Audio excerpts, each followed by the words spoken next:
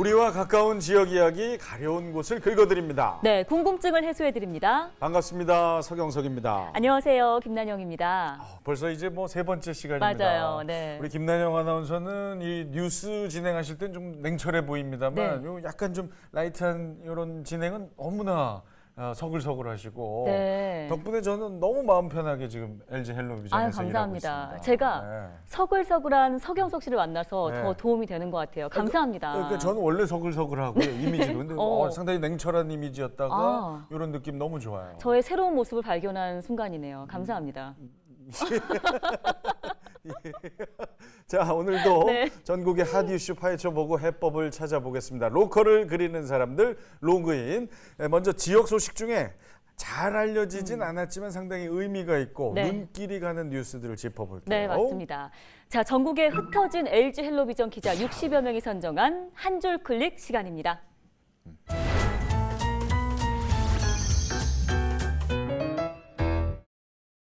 첫 번째 한 줄 클릭 키워드, 나라든 고양이 사체.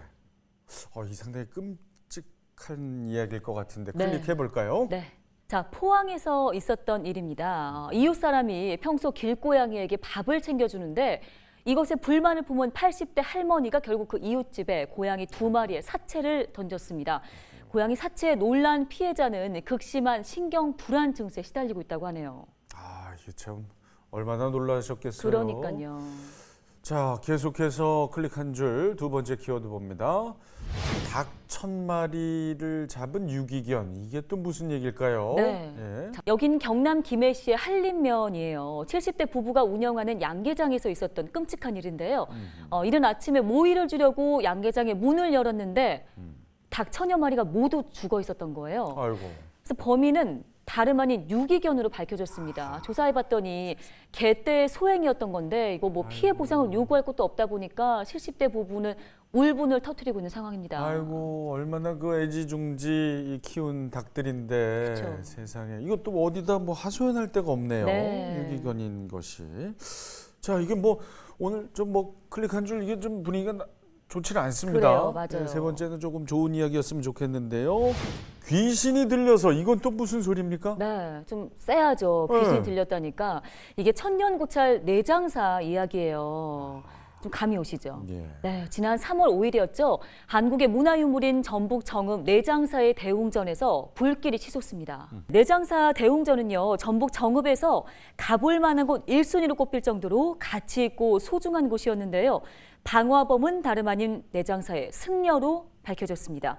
자, 스님들은 대웅전을 지키지 못한 것에 대해 부처님께 참회 법회를 올리기도 했는데요. 이게 너무 안타까운 일입니다. 네. 이 천년 유물이 사라진 거네요. 네. 그런데 이게 얼마 전에 이 불을 지른 승려의 범행 동기가 좀 황당해요. 당초에는 다른 스님들에게 서운함이 있어서 그게 쌓여서 이렇게 했다 이런 얘기를 했었는데 최근에 말을 바꿨습니다. 영가 장애 들어보셨죠? 귀신이요? 맞아요. 귀신 들림 때문이었다 이렇게 진술을 했다고 해요. 아니, 뭐 어떤 귀신이 들렸길래 그런 행동을? 그러니까요. 전문가들이 얘기를 듣고 나서 선고 앞두고 심신미약으로 좀 형벌을 낮추려 하는 거 아니냐 이런 의도로 해석하고 있다고 합니다. 그래요. 다른 승려분들하고는 뭐 어떤 갈등이 있었습니까? 그러니까 평소에는 다른 승려들이 월권 행위를 하고 자신을 좀 불합리하게 대우했다 이렇게 불만이 많았다고 하거든요. 이게 너무 안타까운 소식입니다. 네. 참, 뭐 어느 조직이든 갈등이 없는 관계가 있을 수가 없죠. 근데 그렇죠. 그것을 어떻게 참 슬기롭게 풀어 나가느냐가 중요한 건데. 네. 아무튼 다음 주 한 줄 클릭은 좀 밝은 소식들로 채워지기를 바라면서 지금까지 한 줄 클릭이었습니다.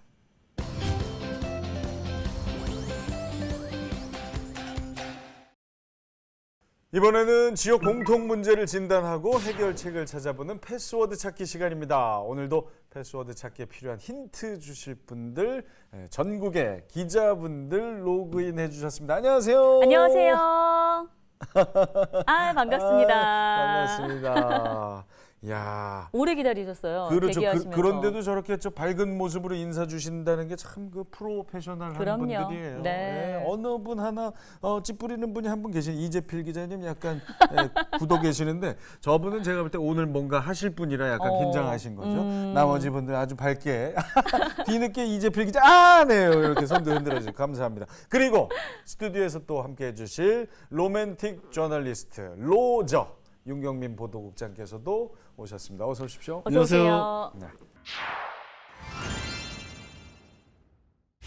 자, 그러면 오늘의 패스워드 찾기 주제 살펴봐야죠. 네, 자 영상으로 먼저 준비했습니다. 화면 만나보시죠.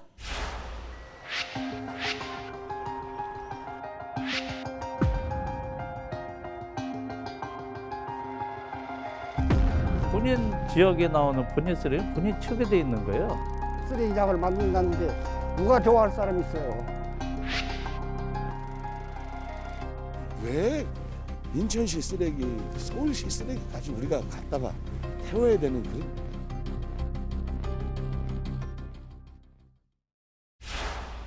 영상 보니까 생각했던 것보다 훨씬 심각합니다. 맞아요. 전국이 지금 넘쳐나는 쓰레기 문제로 골머리를 앓고 있습니다. 특히 이제 코로나19 이후에 우리 음식점에 못 가다 보니까 배달 음식 많이 시켜 먹잖아요. 그렇다 보니 배출되는 쓰레기 양은 많은데 이 중에 플라스틱 쓰레기는 18.9% 그리고 종이 쓰레기는 무려 24.8%나 늘어났다고 해요. 야, 이거 뭐 배달 음식 안 시켜 먹을 수도 없고요. 요즘은 이 배달 음식을 시켜 먹고 나면 왠지 모를 죄책감마저 들 정도로 네. 지금 이 환경 문제가 심각한데요.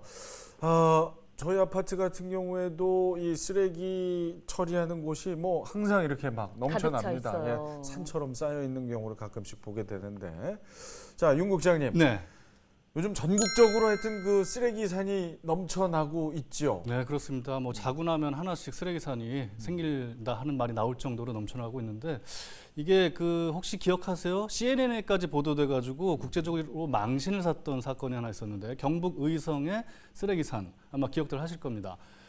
거기에 쌓였던 쓰레기가 무려 20만 톤이 넘어요. 네. 그 악취나죠. 그다음에 거기 침출수 때문에 환경 오염되죠. 그다음에 불까지 나가지고 그 주변 동네 사람들이 굉장히 불편했거든요. 결국 치우긴 치웠어요. 근데 1년 반이 걸렸고요. 어이구. 치우는데 든 비용이 무려 282억 원이나 들었습니다. 그러니까 이 국민의 세금이 고스란히 그런 쓸데없는데 투입이 된 거죠. 네. 아니 그러면 그 전국에 이런 크고 작은 쓰레기산이 줄어들지 않고 있는데 네. 이렇게 그럼 쌓아둘 수밖에 없는 상황인 건가요? 그렇지 않습니다. 물론 당연히 치워야죠. 근데 이게 국제적인 문제라고 좀 봐야 돼요. 왜냐하면 몇 년 전까지만 해도 중국이 주요 국가의 재활용 쓰레기를 수입을 했거든요. 네. 그러니까 2016년만 하더라도 미국의 재활용 쓰레기가 1,600만 톤이 중국으로 수출이 됐어요. 근데 가만 보니까 중국이 30%는 재활용을 할 수가 없는 쓰레기예요. 그러니까 오염이 되잖아요. 안 되겠다 그래서 2018년에 수입을 전면 중단하게 됩니다. 네. 그러니까 쓰레기들이 갈 데가 없어지는 거예요. 국내도 마찬가지입니다. 우리도 중국에다가 수출을 했었고 동남아 국가에 수출을 했는데 수출길이 막혀버리니까 국내에서 어떻게 해서 처리를 해야 되는데 쓰레기 처리 비용이 급증을 한 겁니다. 여기서 사기꾼들이 나타나는 거예요. 자, 그 쓰레기 비용 절반 값에 내가 해주겠다. 가져가 맡아요. 주겠다. 예, 그런 네. 다음에 공장에 빈 공장을 빌려요. 거기다 그냥 갖다 버려요. 그리고 도주해 버리는 겁니다. 그 공장은 누구 건지 모르고요. 빌려준 사람은 그냥 뭐 부품 공장 빌려주듯이 빌려줬는데 나중에 쓰레기에 그냥 더미가 돼 버리니까 뭐 어쩔 줄 모르는 거죠. 세상에. 야, 이게 그런 또 구조적인 문제가 있었습니다. 자, 그나저나 국내 최대 쓰레기 매립장 수도권 쓰레기 매립장이 여러 가지 문제 때문에 지금 골치라고 하죠. 네, 네. 그야말로 뭐 지자체 간에 지금 쓰레기 전쟁이 선포됐는데요. 영상으로 먼저 확인해 보겠습니다.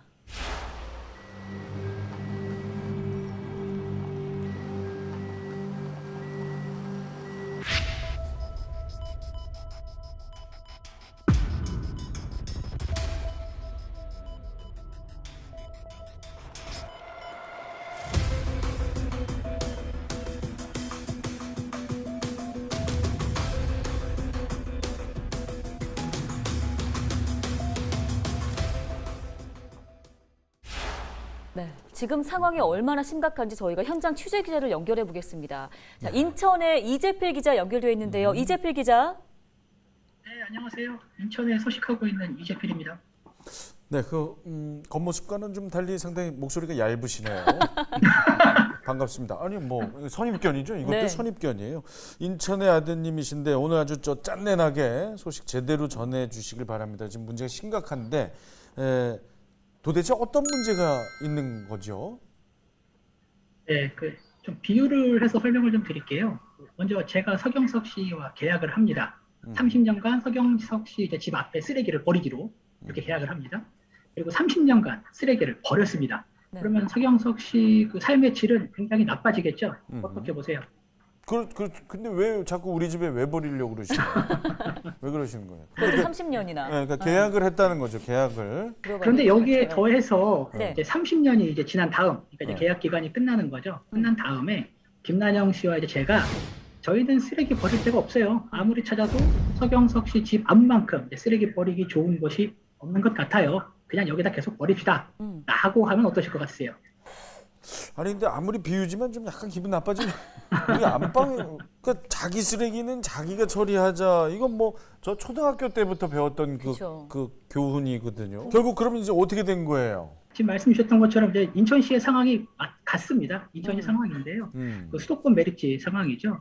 그 약속했던 이제 30년이 이제 4년도 채 남지 않았는데, 그러니까 2025년에는 수도권 매립지를 종료하겠다. 인천시는 계획대로, 계약대로 25년에 이제 종료를 하겠다라고 네. 이제 강조를 하고 있는 건데, 이제 김은영 아나운서와 저는 쓰레기통을 구비하는데 크게 신경을 쓰지 않고 있는 거죠. 단지 서경석 씨가 마음을 바꾸기를 이제 기대하고 있는 그런 이런 상황인 거고요. 그래서 조금 비약은 네. 있는데, 네. 네, 이 부분이 바로 현재 수도권 매립지 종료를 요구하는 인천시의 심성입니다.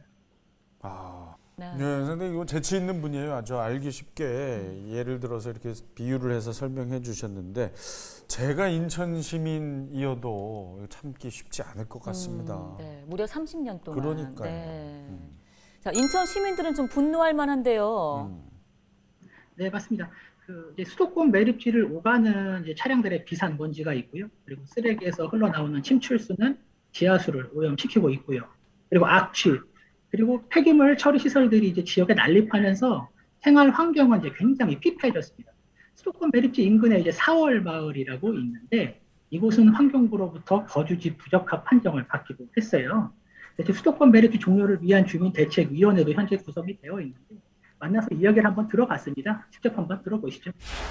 그 환경 피해라고 하는 거는 대표적으로 가장 언론에 노출이 많이 됐고 많이 알려진 4월 마을입니다.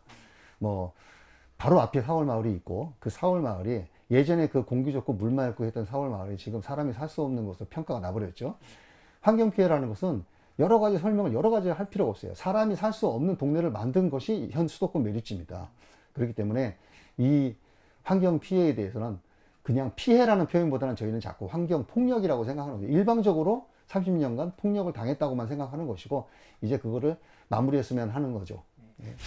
위원장님 말씀을 듣고 나니까 주민들에게 얼마나 심각한 문제인지 더욱더 느낄 수 있게 되네요. 네, 그러니까요. 강도 높은 투쟁까지 지금 선포하실 지경인데요. 그간 주민들의 고통이 또 얼마나 컸을까 이런 공감도 되네요. 그래요. 앞으로도 계속 이 갈등이 좁혀질 가능성이 없을 것 같은데요.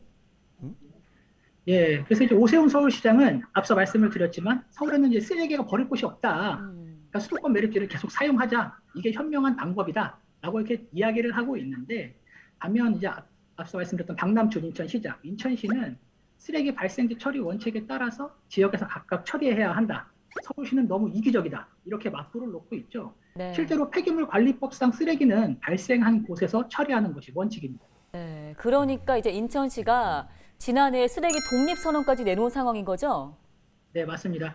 그러니까 인천에서 먼저 수도권 매립지에 쓰레기를 버리지 않아야 서울시와 경기도도 수도권 매립지에 쓰레기를 버리지 못하게 강제할 수 있다. 이렇게 판단을 한 겁니다. 그러면 인천시 자체로도 별도 쓰레기 매립장이 필요할 텐데요. 필요하죠. 네. 그래서 이제 인천시가 자체 쓰레기를 처리할 친환경 소각장과 자체 매립지를 이제 조성하려고 하는 겁니다. 용진군 영흥도에 그 자체 매립지를 조성할 계획이고요. 지역의 7곳에 이제 광역 소각장을 설치할 방침입니다. 친환경으로 소각한다는 거는 언뜻 잘 다가오질 않는데요. 어떤 방식입니까? 네. 그래서 제가 준비를 한번 해봤어요. 예, 이게 예.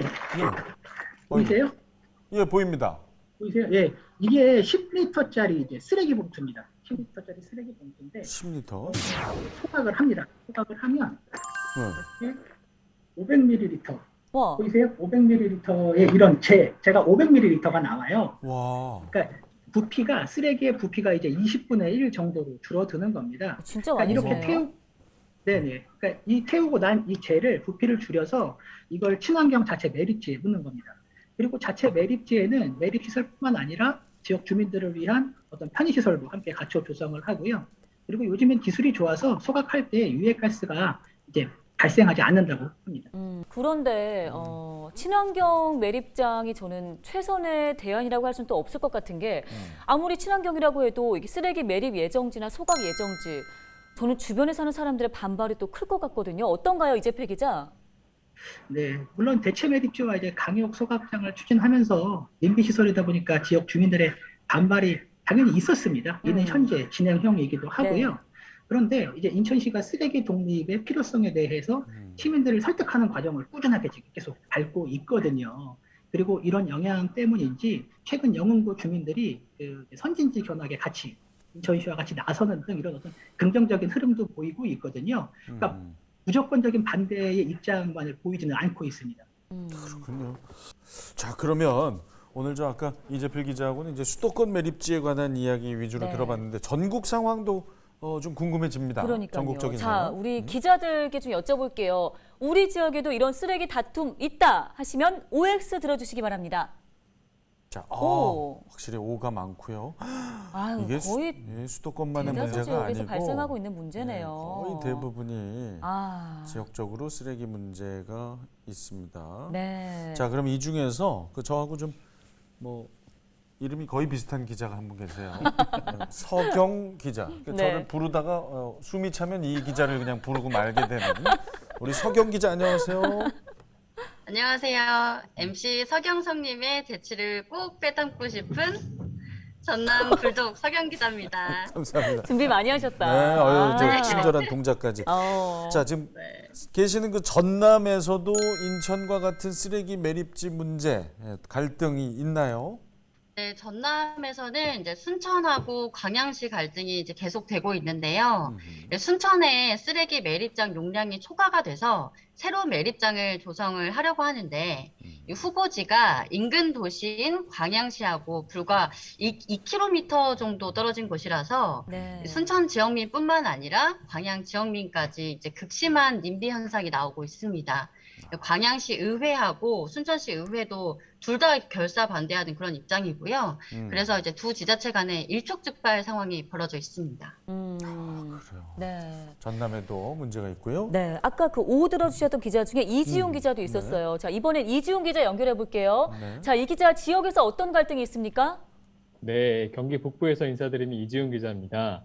이 쓰레기 갈등, 특별히 이 쓰레기 소각장에 관한 갈등은 앞서 이 광역 지자체뿐만 아니라 기초 지자체 간에서도 발생을 하는데요. 바로 경기도 의정부시 얘기입니다. 이야기를 네. 간단하게 정리하면 의정부시가 이제 신규 소각장 건립을 추진 중인데요. 이 소각장이 들어설 지역 주민들의 반발이 있는 데다가 이 소각장이 들어설 곳이 하필 양주시와 포천시 인접한 지역이라서 이들 지역에서도 반대 목소리가 나오고 있습니다. 혹시 이 포천에 있는 광릉숲이라고 들어보셨는지 모르겠는데요. 이 산림청이 관리하는 국립 수목원이거든요. 의정부 신규 소각장이 이 광릉숲에서 5km 떨어진 곳에 들어설 예정이라서 환경 파괴 논란까지 일고 있습니다. 이렇다 보니까 현재 의정부 소각장 건립은 잠정 중단된 상태입니다. 의정부, 포천, 양주 간의 또 갈등. 자, 이번에는 또 서울 쪽을 한번 여쭤볼게요. 이지훈 기자, 서울에도 비슷한 갈등이 네. 있다고요? 네. 제가 서울 이야기도 해드릴게요. 은평구 이야기인데요. 이 은평구가 이 진관동에 재활용 선별장을 지으려고 하고 있습니다. 이 재활용 선별장은 앞서 제가 말씀드린 의정부 소각장 같이 음식물이나 폐기물을 소각하는 시설은 아니고요. 은평구를 비롯해서 마포구와 또 서대문구 등에서 발생하는 폐기물을 이곳에서 처리하는 건데, 근데 주민들 입장에서는 왜 남의 동네 쓰레기를 우리 동네에서 처리하냐, 뭐 이런 불만이 있는 거죠. 이런 데다가 이 시설이 고양시 삼송지구와 또 가까워서 고양시도 아주 강력하게 반대하고 있습니다. 자, 이거 뭐 참 어마어마하네요. 여기저기 네. 다 문제들이 있습니다. 네. 자, 그런데 이번에는 그 인천시 계양구하고 부평구 쓰레기는 인천이 아닌 경기도 부천시로 갈 것 같다는 얘기가 또 이건 또 무슨 얘기인지 모르겠어요. 네, 이게 진짜 계속 듣다 보니까 꼬리에 꼬리를 물고 있는 것 같아요. 쓰레기 매립지 논란. 자, 이번에는 어떤 소식인지 이정화 기자를 연결해서 들어볼게요. 이정화 기자. 네, 안녕하세요. 네, 반갑습니다. 저는 지금 부천 자원순환센터 앞에 나와 있는데요. 네. 최근에 이제 3기 신도시 발표 후에 인천 계양 신도시를 비롯해서 부천 또 대장 신도시 건설과 함께 이 소각장을 증설하는 움직임이 있습니다. 이제 증설이 그냥 증설이 아니고요. 이 노후화된 시설을 20년 동안 노후화된 시설을 이제 현대화한다는 건데 이게 또 그냥 현대화가 아니라 그 현대화를 하면서 인천 북부권 또 부천의 쓰레기 그리고 서울 강서구의 쓰레기까지 한 곳에서 이제 처리한다는 광역화 계획입니다. 이곳 주민들은 그동안 이제 20년 동안 이 쓰레기 소각장에서 고통을 받아 왔는데 지금 또 이제 남의 집 쓰레기까지 우리 동네에서 태우겠다는 거냐 이렇게 지금 갈등이 심각해지고 있는 상황입니다. 네. 아, 정말 딜레마네요. 예, 쓰레기 묻을 곳, 태울 곳은 줄어드는데 예, 참 지자체 입장도 이해가 가고 또 건강과 안전을 환경을 걱정하는 주민분들의 입장도 충분히 공감됩니다. 네, 맞습니다. 이게 뭔가 좀 특별한 대책이 필요할 것 같은데요. 전남 순천에서 이 소각장 관련해서요. 주민들에게 현금을 지원해 준다는 얘기가 있거든요. 이건 또 무슨 이야기인지 들어볼게요. 다시 나오셨네요. 네. 서경 기자님. 네, 이렇게까지 네. 현금을 지급을 하는 게 아마 전국 최초일 것 같은데요. 이 쓰레기 처리 시설이 운영되는 20년 동안 매달 세대당 최대 200만 원씩 월급처럼 지급을 하겠다는 그런 내용이고요. 이 전체 재원을 600억 원 정도 마련을 할 계획입니다. 다만 기준은 있는데요. 쓰레기 처리 시설과 가장 가깝게 사는 100가구를 기준으로 했을 때 월 200만 원을 지원을 할 거고요. 사실 이 동네 세대 수가 그런데 100가구가 아니라 300가구가 넘거든요. 그렇게 본다면 사실상 이제 세대당 매달 50에서 60만 원 지급이 적용이 될 걸로 예상이 됩니다. 야, 월 200만 원이면은 상당히 파격적인 느낌이 드는데요. 네. 그런데 또 이게 장기화됐을 때는 또 그 주민분들이 얼마나 만족할지는 또 그렇죠. 의문이긴 해요. 네. 김난영 아나운서는 어떻습니까? 월 200만 원을 지급하겠다. 그러면 쓰레기 매립지 허락할 거예요? 아니에요. 저는 안 할 것 같아요. 안 하실 것 같아요. 네. 우리 저 로저 국장님은요? 글쎄요, 200만 원 하면 좀 유혹은 생길 것 같은데 그 반대급부를 또 생각을 해봐야 되니까 제가 결정하기는 좀 그렇고 주민들이 심사숙고해야 될 것 같습니다. 저 전국의 기자분들 어떠십니까? 그 현장 취재도 많이 하시고 그러니까 생각이 좀 정립이 되셨을 테니까 만약 월 200만 원을 보장한다. 그럼 허락하실지 OX로 한번 들어봐 주십시오. 자, 고민들을 하시네요. 역시. X가 맞네요. 오. 근데 대부분 X가 네, 맞네요. 맞아요. 확실히 이게 돈으로 보상받을 수 있는 문제는 아닌 것 같다는 생각이 쉽지 듭니다. 않은 문제입니다. 예, 조금 더 현실적인 방안이 좀 있어야 되겠어요. 네, 맞아요. 그 현실적인 방안의 일환으로요. 순천시에서는 공무원들에게 좀 의무화시킨 게 있어요. 쓰레기 줄이는 방법의 일환인데요. 일회용품 안 쓰기 이렇게 지금 의무화시켰다고 하는데요. 이거는 또 어찌된 일인지 서경 기자. 네, 이번 소식은 어떤 내용인가요? 우리 저 동생이 아주 오늘 맹활약하네요. 우리 서경 기자가. 네. 네. 자, 말씀해 주세요. 취재를 했습니다. 그 일회용품 사용 금지 선언 첫날에 제가 이제 출근 직후에 시청에 가봤거든요. 근데 매일 당연하게 쓰던 걸 이제는 전혀 안 써야 되는 거잖아요. 그래서 이제 공무원분들 책상을 찬찬히 둘러봤는데요. 준비한다고 하신 건데도 사실 그 일회용품들이 보이긴 보이더라고요. 이 직장인들 아침에 출근을 해가지고 녹즙이나 유제품들 시켜 드시는 분들 많잖아요. 그런데 이 플라스틱 병에 담긴 녹즙이 어김없이 책상 위에 올라와 있고 그래서 그 녹즙 주인분이랑 눈이 마주쳐가지고 막 동공 지진이 나고 뭐 이런 어색한 상황이 일부 있었었는데요. 다만 이제 공식 행사나 이런 부분에 있어서는 일회용 생수병 전혀 없고요. 유리컵에 차를 계속 리필을 하면서 그렇게 행사가 진행되고 있습니다.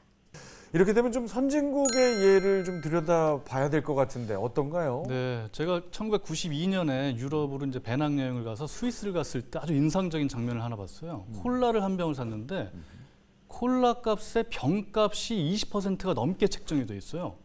이게 뭐지? 그랬더니 병을 도로 갖다 주면은 그걸 돌려주는 거예요. 그러니까 이때부터 이미 뭐 30몇 년 전부터 유럽에서는 그렇게 환경을 중시했고 재활용의 가치를 알았던 거죠. 네. 미국 지금 캘리포니아 주 정부는 어떻게 하냐면은 말씀드린 것처럼 병이라든지 어떤 플라스틱 용기 5센트에서 10센트 우리 돈으로 뭐 60원에서 120원 정도의 재활용 보증금이라는 거를 매겨요. 그리고 도로 갖다 주면은 그만큼 또 돌려받는 거죠. 네. 그러니까 우리도 그런 식으로 재활용을 유도하기 위해서 쓰레기를 많이 버리는 사람한테는 돈을 부과를 하고 재활용을 할 수 있게 갖다 주는 사람한테는 혜택을 주는 그런 제도를 좀 활성화시켜야 되지 않을까 그렇게 네. 한번 생각을 해봤습니다. 요즘에 일부 카페에서는요, 저도 경험했던 건데 텀블러를 가져가니까 할인해 주더라고요. 네네, 좋은 것 같아요. 좋습니다. 꼭 좀 참고해서 네. 우리 이 실정에 맞는 정책하고 좀 연결을 해야 되겠습니다. 네. 자, 이제 마지막으로 쓰레기로 어지러운 이 시점에서 우리 윤 국장님께서 네. 사자성어로 뭔가 방향을 제시해 주실 때입니다. 네, 로그인을 할 수 있도록 패스워드를 드리겠습니다. 네.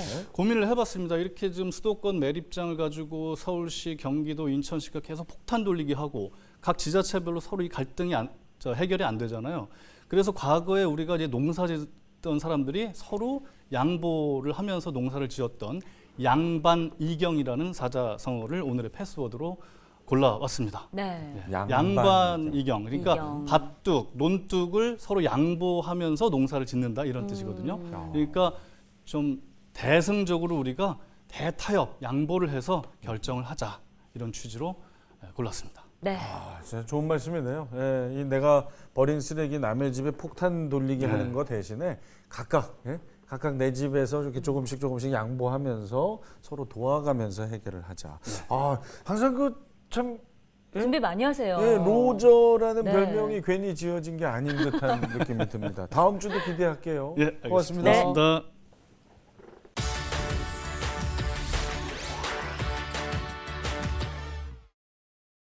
전국의 핫플레이스를 찾아가보는 시간, 동네가 뜬답니다. 네, 골목길 경제학자 모종린 교수님 오늘도 함께하셨습니다. 안녕하세요. 어서 오십시오. 안녕하세요. 네.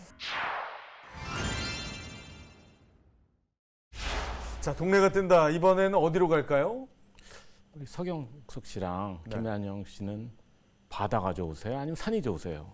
예, 그거 제가 이제 산으로 결정됐고요. 여기 이제 바다로 합의가 됐습니다. 네, 알겠습니다. 양반이경. 네. 근데 사실은 이 질문이 정말 신선했던 게 저희가 흥분할 수밖에 없었던 게 시국인지라 맞아요. 바다 뭐 가본 것 자체가 너무 오래됐거든요. 네, 시청자 여러분들도 모두 같은 마음이실 것 같은데요. 네. 오늘은 여러분이 그리워하시는 바다 시원하게 보여드리겠습니다. 바다 당첨. 아유, 축하드려요. 네, 네. 바다에 가실 거였군요. 예, 어느 바다일까요? 오늘 동네가 뜬다 해서 찾아가 볼 동네는 바로 강원도 양양 죽도 해변의 양리단길입니다. 와, 양리단길 양양이면 SNS 서퍼비치. 난리의 SNS에서 서핑의 그 성지로 요즘 뜨겁게 떠오르는 거. 맞아요. 맞습니다. 예, 부산, 제주에 이어 서퍼들의 성지로 발돋움한 양양. 네. 이제는 서핑 도시 그 자체가 되었는데요. 먼저 영상을 통해 강원도 양양 죽도 해변 양리단길을 만나보시죠. 거친 파도에 몸을 싣고 서핑을 즐기는 사람들. 파도의 정복자들이 가득 모인 이곳이 어디냐고요? 대한민국 서퍼들의 성지로 알려진 강원도 양양의 죽도 해변 양리단길입니다. 2019년 한국관광공사가 해양 레저 활동 즐기기 좋은 해수욕장 1위로 선정한 곳. 국제 서핑 대회와 축제가 활발하게 열리면서 해외 서퍼들까지 주목하고 있는 곳인데요. 교통이 편리해지면서 어디에서든 서핑을 즐기러 오기 좋은 이곳. 일명 한국의 발리, 양양 죽도 해변 양리단길. 지금 오늘 동네가 뜬다에서 낱낱이 파헤쳐드립니다. 한국의 발리. 네. 서핑은 사실 우리 이야기는 아닌 걸로 그동안 알고 살았는데. 왜요? 예? 왜요? 예전에요. 예전에요. 예. 이제는 뭐 이런 양양이 해외에서? 있습니다. 주로 저 캘리포니아, 뭐 발리 이런 그렇죠. 데서 즐기는 걸로만 알았는데 이제 우리에게도 이런 성지가 있다는 거. 저희 후배 중에도 그 유세윤 씨가 그렇게 저 서핑 열심히 하더라고요. 맞아요. SNS에서 본 것 같아요. 예. 서핑 배워보실 생각 있으세요? 저는 없어요. 저는 요즘에 의욕이 좀 생겨요. 왜요? 서핑 문화가 이제 어쨌든 우리나라에 정착한 지 얼마 안 되긴 했지만 이렇게까지 지금 2030 세대를 중심으로 많은 분들이 즐기고 있다니까 이게 안 되겠어요. 저는 2030 세대 한 명으로서 좀 배워봐야 되지 않을까라는 도전 의식이 좀 생기네요. 뭐 이렇게 튀겨서까지 이렇게 의지를 너무 불살리시면, 배워보고 싶어서. 네. 그래, 좋죠. 교수님도 서핑 가능하십니까? 물을 별로 안 좋아합니다. 그러시구나. 교수님은 산을 선택하셨었네요. 산 선택하셨고요. 네. 저도 예전에 물 공포증 있었는데 뭐 이제 네. 극복했거든요. 예. 아무튼 자 그러면은 이 강원도의 양양. 네. 우리 저 젊은이들 사이에서 강양이라고 부릅니다. 강원도 양양. 짧게 시간이 없으니까 이 강원도 양양이 어떻게 서퍼들의 메카가 될 수 있었는지 좀 설명을 부탁드립니다. 예, 그 서핑이 시작된 시기가 보통 우리나라 2000년대 초반인데 초기에는 주로 제주의 중문해변, 네. 부산의 그 송정해변이 지도했습니다. 그런데 그 서핑 수준이 높아지면서 더 좋은 곳을 찾기 시작했어요. 그래서 부산의 서퍼들이 이제 강원도로 오기 시작했는데 2008년, 9년 정도 되면 양양의 죽도해변을 발견합니다. 네. 그래서 죽도해변의 그 파도가 어떻게 각도나 높이 면에서 우리나라 최고라고 합니다. 그렇게 시작한 그 죽도해변의 서핑 저는 산업이라고 하는데 어떻게 보면 양양을 대표하는 지역 산업으로 발전했습니다. 네. 이렇게 지역 산업으로 발전되기까지 사실 교통도 좀 중요할 것 같아요. 그렇죠. 네. 어떤 교통 호재가 있었다고 하던데 교수님 어떤 거예요? 그 과거에는 우리가 양양 가면 우리가 속초나 강릉을 먼저 가서 네. 이렇게 돌아가야 되기 때문에 교통이 편한 것은 아니었어요. 근데 2017년 서울 양양 고속도로가 개통됩니다. 그래서 단번에 3시간 거리에서 1시간 반으로 줄어들었습니다. 그러다 보니까 뭐 젊은 사람들이 주말에 쉽게 갈 수 있는 장소가 된 거죠. 이렇게 사람들이 양양에 모이다 보니까 항공사에서도 관심을 보이기 시작했습니다. 그래서 드디어 7월 달에는 양양 김포 간 새로운 노선이 개통이 된다고 합니다. 와. 그래서 금요일 날 서울을 떠나서 일요일 날 돌아오는 야. 2030에 최적화된 루트를 개발했는데요. 이렇게 되면 그 주말에는 굉장히 오래 걸리잖아요. 고속도로 막히죠, 정체가 또. 돼서 네. 그래서 4시간 정도 걸리는데 지금은 1시간 반 정도면 양양에 갔다가 돌아올 수 있는 그런 반가운 소식도 있습니다. 교통까지 이렇게 좋아졌으면 사람들이 안 모일래 안 모일 이유가 없는 것 같아요. 근데 많은 사람들이 모이다 보면 당연히 그 주변의 상권도 좀 활성화됐겠어요. 네, 양양이 아시겠지만 굉장히 큰 시고요. 보면 해변이 굉장히 많습니다. 네. 많은데 지금 죽도 해변이 있는 그 면이 현남면이라고 합니다. 그래서 현남면의 그 면사무소 소재지예요. 그러다 보니까 아무래도 상주 인구가 많고 그리고 상업시설이 충분히 있었던 데였습니다. 시작부터. 그러면서 근데 거기 동산항, 인구해변, 죽도해변 이게 그 해변이 연결되니까 서퍼들이 들어가기 시작하면서 상권도 자연스럽게 확장했습니다. 그렇군요. 야, 지금 말씀을 들어서는 뭐 어마어마한데요. 네. 조금 더 느낌을 살려보죠. 영상을 준비했거든요. 양리단길 분위기 대리만족하러 함께 떠나보시죠. 서핑 하나로 동네 전체가 왁자지껄해졌다는 양양 죽도해변 양리단길. 서핑은 사시사철 즐길 수 있는 레포츠 중 하나인데요. 특히 양양은 조수간만에 차가 적어 파도가 들어오기만 하면 서핑을 즐길 수 있는 최고의 조건. 때문에 국내 서핑 스쿨의 20% 정도가 이 죽도해변에 몰려 있다는데요. 서핑? 그거 고수들만의 이야기가 아니냐고요? 모르시는 말씀. 초보도 서핑을 즐길 수 있다고요. 초보자를 위한 2시간 실내 교육과 실습 교육 프로그램이 준비되어 있는데요. 1인 강습료는 서퍼복과 보드 대여료를 포함해 보통 6만 원에서 8만 원 사이. 한번 해볼만 하겠죠? 서핑을 즐기셨다면 슬슬 허기가 찾아올 텐데요. 양리단길은 한국의 발리답게 이국적인 음식점들이 골목 곳곳 자리 잡고 있답니다. 그 중에서도 죽도 해변을 대표하는 맛집 어딘지 궁금하시죠? 날마다 북새통을 이루는 이곳, 개점 시간에 맞춰 가지 않으면 금세 품절이라 줄을 잘 서야 한다고 하네요. 그 유명한 정용진 부회장도 무려 2시간이나 직접 기다렸다 맛봤다는 음식이래요. 누구에게나 쉽게 허락되지 않는 그 대단한 음식은 바로 에게? 수제 햄버거라고요. 사실 패스트푸드의 대명사인 햄버거가 죽도 해변을 대표하는 음식이 된 데에는 서핑과도 아주 밀접한 연관이 있다고 하는데요. 처음에는 서핑하시는 분들이 많이 오셨었는데 많이 기다린다는 이유로 이제 좀 더 오시고, 네, 일반 분들이 좀 많이 오셔요. 그리고 이제 좀 어르신들도 많이 오세요. 요즘에는. 네. 바로 물때 맞춰서 파도를 타야 하는 서퍼들에게 빠르게 먹을 수 있는 음식이기 때문입니다. 뿐만 아니라 이 맛집은 서핑과 또 다른 인연이 있습니다. 서핑 때문에 왔었죠. 처음에 놀러 왔다가 이제 운동도 그만두고 계기들 때문에 인생이 바뀐다는 거겠죠. 먹고 살기 위해서 이제 시작을 한 게 이제 햄버거집. 서퍼의 골목 양리단길에서 서퍼가 직접 만들어준 수제버거거든요. 역시 서핑하면 죽도해변, 죽도해변하면 양리단길. 잘 아셨죠?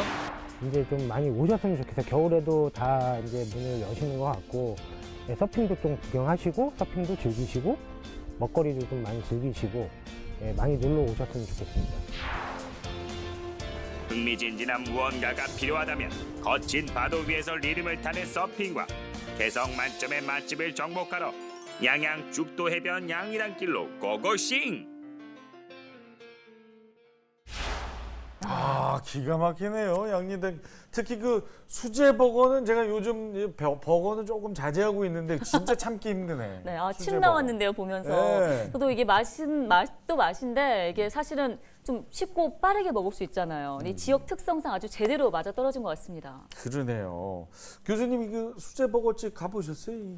예, 제가 처음에 죽도 해변 갔을 때는 초가집에 있는 작은 가게였어요. 아. 그래서 작년에 가봤더니 이제 동산항 쪽에 큰 건물을 짓고 이사를 했더라고요.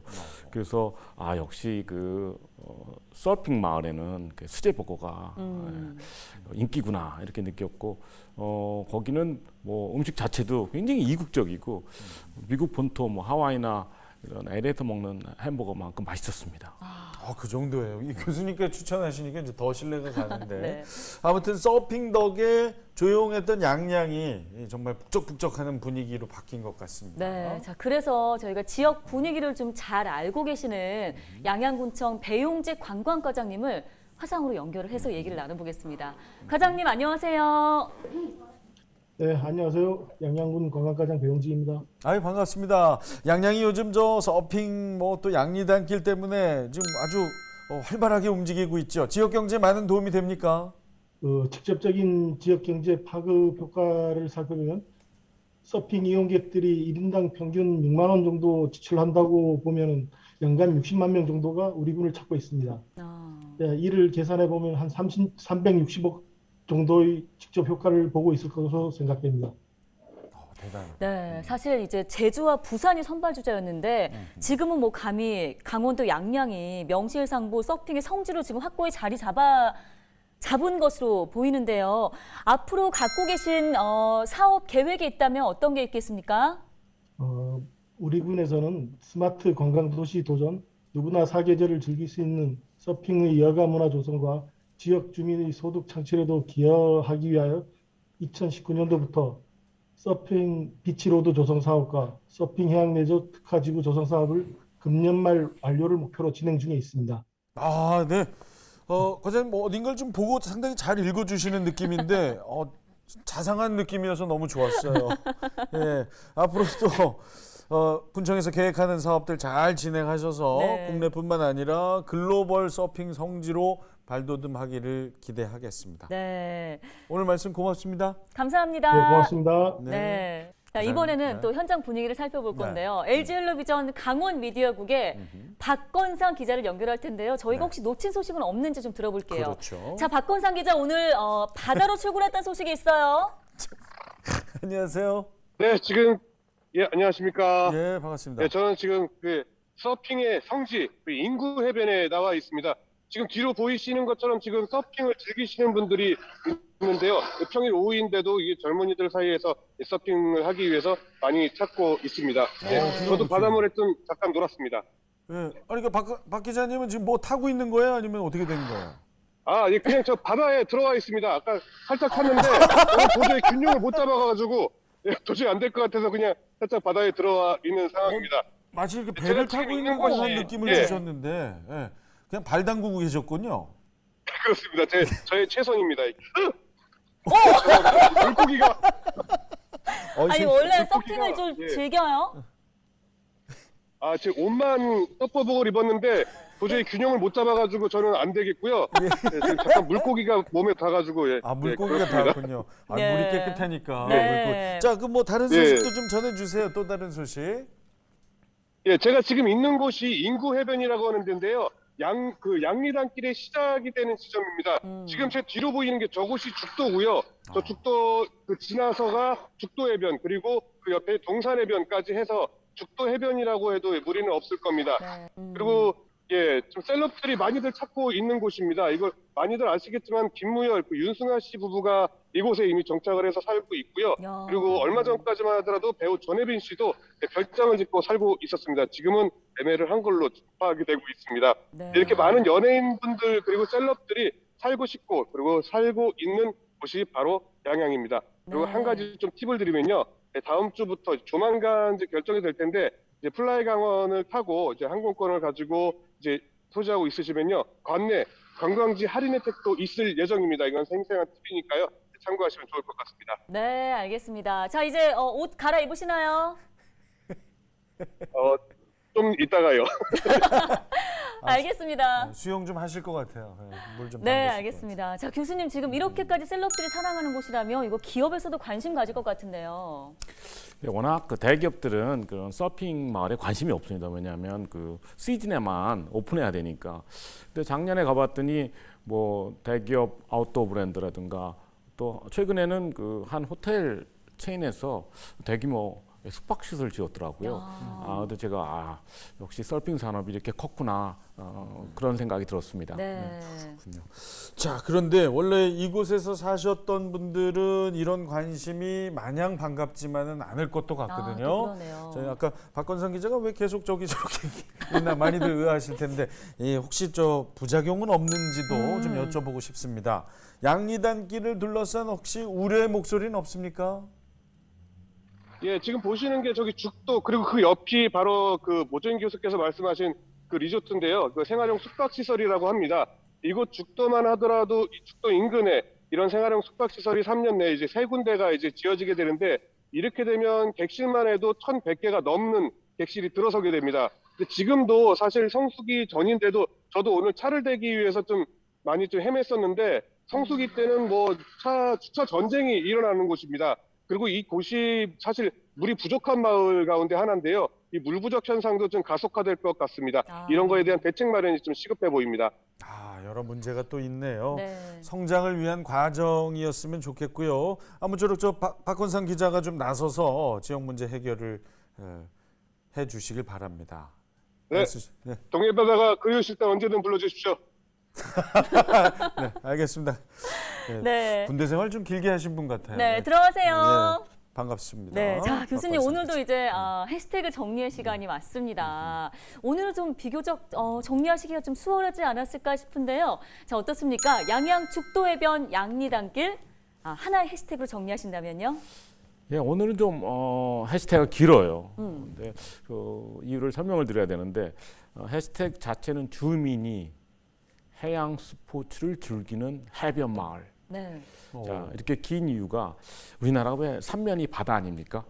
그럼 우리가 보면 뭐 바닷가에 도시가 많이 모여 있는데 모든 도시가 해양 스포츠의 메카 이렇게 되는 게 자연스러운데 아시다시피 우리 그런 항구 도시 가면 그냥 해양 스포츠는 관광객들이 즐기는 시설. 그래서 주민들은 정작 참여를 안 합니다. 네. 그러다 보니까 해양 스포츠 산업이 굉장히 발전을 못 하는데 이런 서핑 마을은 유일하게 주민들이 스포츠를 즐기고 또 서핑 샵을 운영을 해요. 그래서 숙박시설도 운영하고 식당도 운영하고 지역 발전 차원에서 중요한 것은 이분들이 이제 서핑 장비를 만들기 시작합니다. 뭐 서핑 보드라든가 네. 그 옷, 수트라고 하는데 이렇게 만들기 시작하면 이제 제조업으로 넘어가거든요. 그러면 사실 지금 규모보다 훨씬 큰 지역 산업으로 발전할 수가 있습니다. 그래서 그러려면 다른 도시도 우리가 해양 스포츠를 더 많이 즐겼으면 하는 바람에서 네. 예, 주민이 해양 스포츠를 즐기는 해변 마을 이렇게 해봤습니다. 아, 주해질해. 예, 그것도 그렇지만 조금 더 정확하면 주민도네요. 주민도. 아, 주민도. 그죠. 관광객들만 즐기는 게 아니라 네. 주민도. 네. 상당히 의미 있는 말씀이십니다. 네. 네. 아까 줄인 거 뭐라고요? 주해질해 맞나요, 교수님? 주민들도 해양. 즐기는 해양 스포츠. 주민들도 해양 스포츠를 즐기는 해변 마을. 저보다 주해질해. 주해질해. 주해질해. 주해질해. 오늘도 네. 좋은 말씀 감사하고요. 다음 주 또 기대해 보겠습니다. 감사합니다. 고맙습니다. 시작이 어려운 것 같더라고요. 어떤 유형이 됐든 시작을 하다 보면 그때부터는 아무나 할 수 있는 거구나.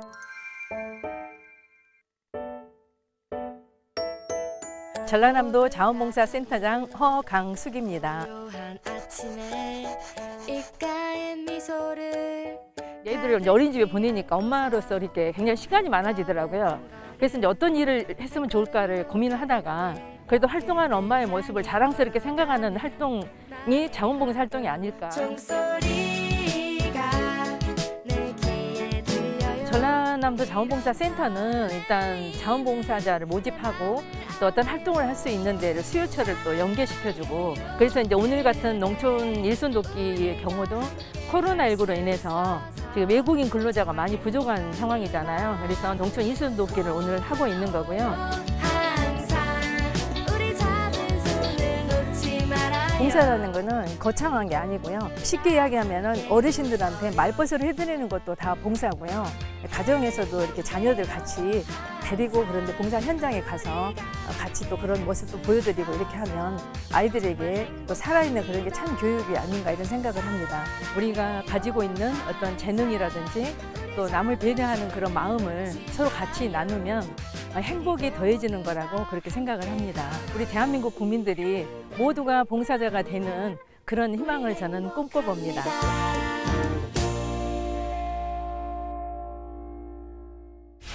철저한 개인주의 시대를 살아가는 우리 모습에 큰 울림을 주는 영상이었습니다. 남을 위해 봉사한다는 거 이게 쉬운 일이 아니거든요. 그럼요. 나의 힘듦보다는 타인을 위한 삶을 사시는 허광숙 센터장님 존경합니다. 네, 또 이 허광숙 센터장님 이력이 좀 화려하세요.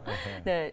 최초 여성 전남 도의원의 여성가족정책관의 자원봉사센터장까지. 그러니까 최초 3관왕 계속 맞아요. 이어오셨는데 다음 최초는 또 무엇을 준비하실지 궁금하고 또 응원하겠습니다. 네, 자 우리 지역 이야기로 한참 떠들다 보니 벌써 우리 로그 아웃 네, 할 시간 됐습니다. 진짜 시간 빨리 가네요. 네. 뭐 조금 더 하면 안 돼요? 네? 저 뉴스 하러 가야 돼요. 끝내야 돼요. 네. 근데 제 일 없는 사람 서러워서. 자, 그럼 아쉽지만 네. 다음 주 이 시간에도 로그인 해주시는 거 약속해 주시고요. 네, 시청해주신 여러분 인사드리겠습니다. 고맙습니다.